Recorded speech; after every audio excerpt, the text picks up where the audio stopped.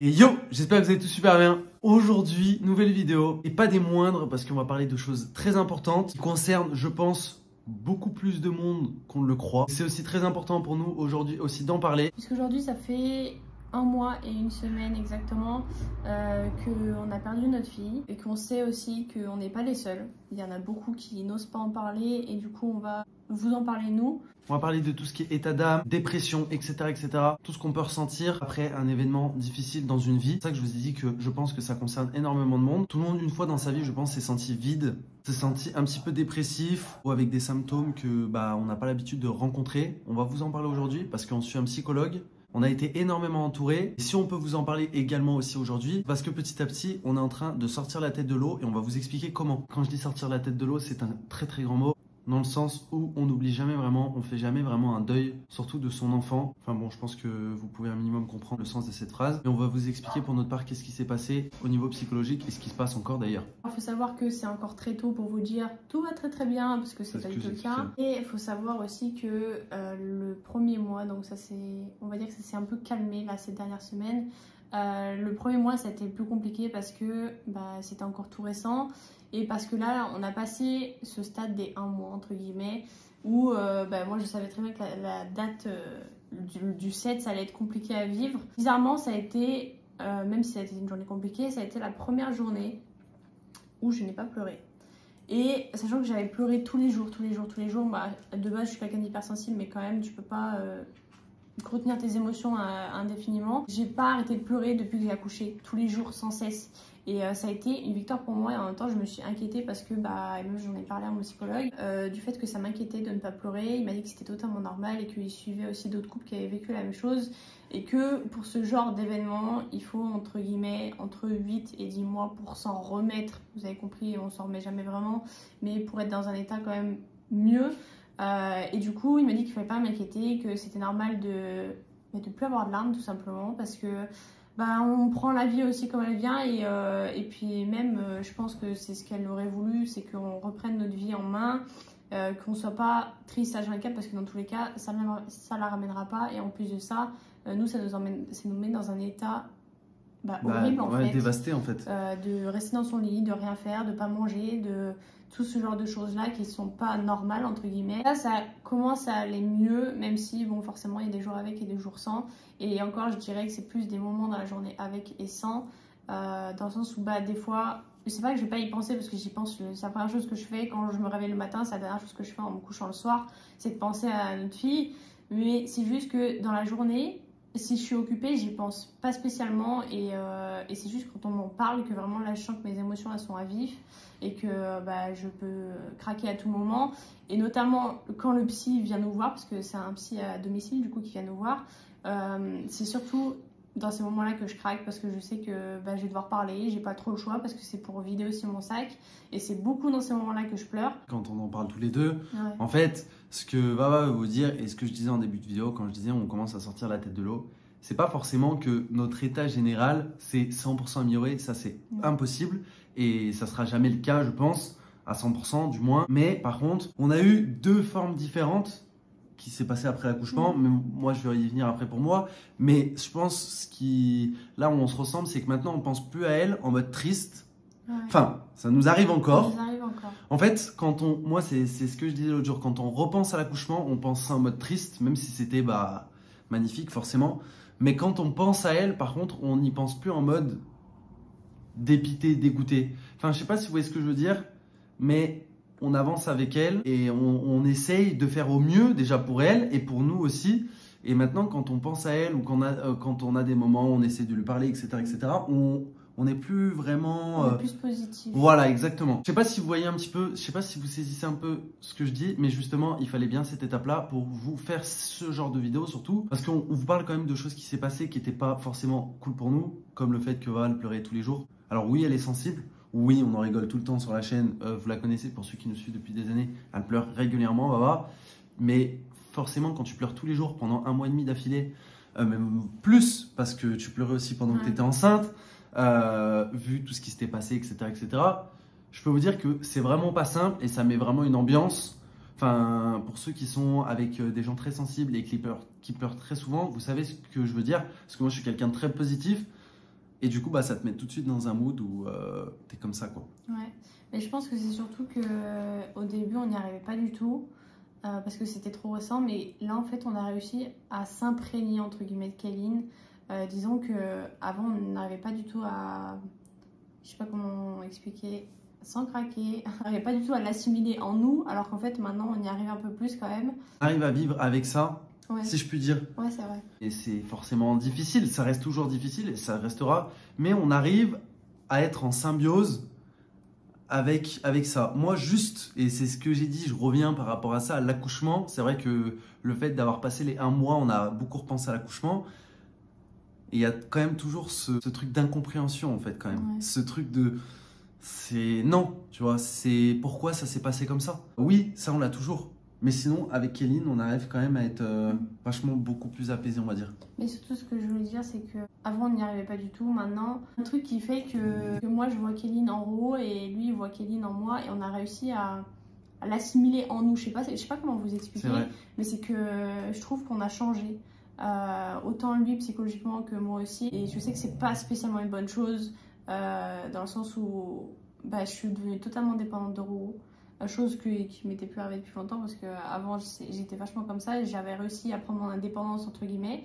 Et là j'ai tout le temps besoin d'être avec Ro, comme si entre guillemets c'était Kéline qui demandait ça, tu vois. Je rejoins totalement Wawa sur ça. C'est vrai que c'est quelque chose de très personnel qu'on est en train de vous dire, mais c'est aussi quelque chose qui nous a permis de sortir la tête de l'eau, comme à l'un comme à l'autre. On voit Kéline, comme Wawa l'a dit, dans chacun de nous et dans chaque chose qu'on fait, etc., etc. Enfin, c'est assez bizarre à expliquer. On va pas se mentir. Ce qui a beaucoup joué aussi pour le fait que ça va un petit peu mieux et que justement on arrive à plus y penser négativement, du moins. C'est aussi surtout l'entourage, parce que moi je vais vous raconter par rapport à moi mon histoire. C'est que moi, comme je vous ai expliqué, je suis quelqu'un de très positif. Elle me connaît, je suis très très peu sensible. Et pendant tout ce qui s'est passé à l'hôpital, etc., pendant l'accouchement, j'ai dû être très fort. Val le sait, j'étais là pour elle, j'étais là pour Kéline, j'étais là pour ma famille, j'étais là vraiment pour tout le monde, j'ai pas craqué ou presque. Et en arrivant à la maison, même si c'était dur, j'ai été là coûte que coûte pour Wawa. Et là, il y a environ 2 semaines et demie, 3 semaines, quand on a repris les réseaux sociaux, je me suis levé un matin et je me suis mis à pleurer, mais pas pour une raison particulière.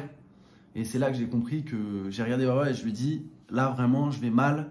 Elle me connaît, c'est pas du tout mon style. Pourquoi, entre parenthèses, craquer quelques semaines après? Et c'est ce que j'ai dit à Wawa, j'ai dit vraiment je vais mal et je commence vraiment à tomber bien bas parce que en fait, pour vous dire clairement, ça a duré pendant quelques jours, ça n'a pas duré énormément de temps pour moi, mais j'ai eu des gros symptômes dépressifs. Je vais vous passer les détails, vous savez ce que c'est des symptômes dépressifs. C'était suite au matin où je me suis levé, où j'étais vraiment limite en pleurs en fait. On vous a donné un petit peu le côté psychique, comment on s'en est sorti un petit peu au niveau de Kéline et comment maintenant on arrive à vivre avec elle, entre parenthèses, en vivant tous les deux. Mais maintenant, je vais vous donner la solution, comment sortir de ça. Et je pense que c'est aussi valable pour Wawa et je pense que ça a beaucoup joué. On a eu beaucoup de chance dans notre malheur parce que c'est notre environnement. C'est-à-dire que notre famille, comment on a été accompagnés, nos amis, que ce soit même nous deux, comment on s'est soutenus, très très fort. Ça n'a jamais été aussi fort entre nous. Je pense que tu es d'accord avec moi. C'est vrai. C'est ça qui nous a tenus, on va dire. Alors, quand je dis ça va mieux, c'est à prendre avec des pincettes, mais justement, ça nous a tenus et ça nous a aidé à nous tenir la tête hors de l'eau. Et ça, faut bien le comprendre, que je l'avais dit, et je reviens dans ce que j'avais dit dans une précédente vidéo quand on parlait de ça. Je disais, la famille, c'était juste un camouflage. Enfin, tout l'aide qu'on a eu, tout l'autour qu'on avait, c'était un voile, que c'était juste comme ça, que ça n'enlevait rien. Et en fait, ça permet quand même de tenir. On s'en rend compte comme ça après coup, parce que comme je vous dis, du coup, on a réussi à tenir le cap, parce que ce qu'on voulait surtout pas avec Wawa, et ce que moi j'ai toujours dit à Wawa, depuis qu'on est rentré de l'hôpital, c'était qu'il fallait qu'on tienne pour elle, il fallait pas qu'on lâche, parce que pour nous et pour elle, il fallait pas qu'on lâche. Si on se serait laissé aller, moi si je me serais laissé aller, je serais encore dans mon lit à cette heure-là, et je ferais rien du tout. C'est pas l'objectif. Pour tous ceux qui pourraient éventuellement se poser la question, je sais pas s'il y en a qui se posent la question, mais on a repris les réseaux sociaux, c'est une chose. Vous savez qu'avant tout c'est notre passion et qu'on a toujours fait ça et que aussi c'est notre métier et qu'on n'a pas eu trop le choix non plus de reprendre les réseaux. On en a discuté un petit peu hier soir en live sur TikTok avec certains abonnés. Et c'est vrai que si ça avait été que de nous, on n'aurait pas repris tout de suite. C'est vrai. Parce qu'on n'est pas guéri. Si, comme je vous ai dit, ça va un petit peu mieux, forcément, on sera jamais comme avant. Ça, c'est sûr. Il nous manquera toujours une partie de nous. Et voilà, on peut dire tout ce qu'on veut, on peut faire tout ce qu'on veut, on peut essayer d'aller bien tant qu'on veut. Mais ça reste dur. Et ça reste compliqué aussi de faire semblant, vous le savez. Nous, notre psychologue, il nous a conseillé, en tout cas moi, c'est ce qu'il m'a conseillé, je sais pas, parce qu'on a des entretiens aussi individuels, il nous a conseillé de nous plonger dans le travail, entre guillemets. C'est une bonne chose, je trouve, parce que quand t'es pas bien, forcément t'as envie de rien faire, et en fait dans ces moments-là il faut se forcer. Il faut se forcer, ouais. Il faut sortir la tête de l'eau, il faut qu'on se maintienne l'un et l'autre, ouais. Et c'est ça, on a eu, comme je dis, de la chance un minimum, parce que on a été là les uns tous pour les autres, que ce soit notre famille, nos amis, que ce soit moi pour Vava ou Vava pour moi. On a été extrêmement là les uns pour les autres, mais vraiment. Et c'est ça qui nous tient la tête hors de l'eau. Mais comme Vava dit, et je la rejoins totalement, c'est vrai que si on avait eu le choix, on aurait fait une pause plus longue des réseaux sociaux, parce qu'en soi, en fait, en tout et pour tout, on est parti 1 mois et demi, ce qui est extrêmement peu. Oui, je sais, il y en a qui vont dire, oui, ça peut paraître beaucoup, mais en soi, pas énorme. Elle dit, l'objectif, c'est pas non plus qu'on ne fasse plus rien, que je sais pas si ça nous aurait vraiment desservi d'arrêter pendant des mois et des mois, parce que du coup peut-être qu'on serait tombé dans une beaucoup plus profonde dépression, soit surtout pour moi en fait, j'étais tombé vraiment bas, croyez-moi. Je vous ai passé un petit peu les détails, mais bon voilà. Et aussi pour Vava, aussi c'était pas la solution par rapport à l'aspect financier, parce que comme Vava le dit, ça a beau être quelque chose qu'on aime aussi, c'est aussi ce qui nous permet de vivre. Et même si on avait envie d'en parler, parce que ça nous fait énormément de bien, croyez-le, c'était peut-être pas forcément le moment. On n'aurait pas été indépendant, on aurait peut-être fait autrement. Je sais pas comment ça se passe pour les personnes qui sont salariées et qui vivent ce genre de choses. Je sais pas comment ils font, je sais pas comment les autres indépendants ils font. Mais c'est compliqué d'allier travail et en même temps ta vie personnelle, mais surtout quand ta vie personnelle est affichée sur les réseaux sociaux. Je dis que toutes les fois où on en a parlé, c'est qu'on en avait besoin, même si forcément il y a des moments où on a plus envie de tourner que d'autres. Il y a des jours où on n'a pas du tout envie et on le fait quand même. Mais c'est vrai que toutes les fois où on s'est confié, comme là on le fait aujourd'hui, c'est qu'on en a envie, qu'on en a besoin et que ça nous fait du bien. Je sais aussi qu'il y en a beaucoup qui nous l'ont reproché sur TikTok, enfin beaucoup, très peu, mais vous avez compris, qui nous ont reproché d'en parler, alors qu'en soi, comme on vous a dit plusieurs fois, c'est pas comme si elle avait jamais existé. On en parlera tant qu'on en a besoin d'en parler. Voilà, et puis comme tu disais l'autre jour, si nous, on lui dit pas qu'elle nous manque, qui va lui dire en fait? Ouais, c'est ça. Qui va lui dire qu'elle nous manque? Donc, nous, on est ses parents, donc ouais, on a le droit de lui témoigner autant d'amour qu'on a envie de lui témoigner, et que ça en déplaise à certains. Et surtout que ceux qui nous ont dit ouais, vous en avez pas marre de parler de ça, mais qui en a marre de parler de son enfant? Qui en a marre de son enfant en fait.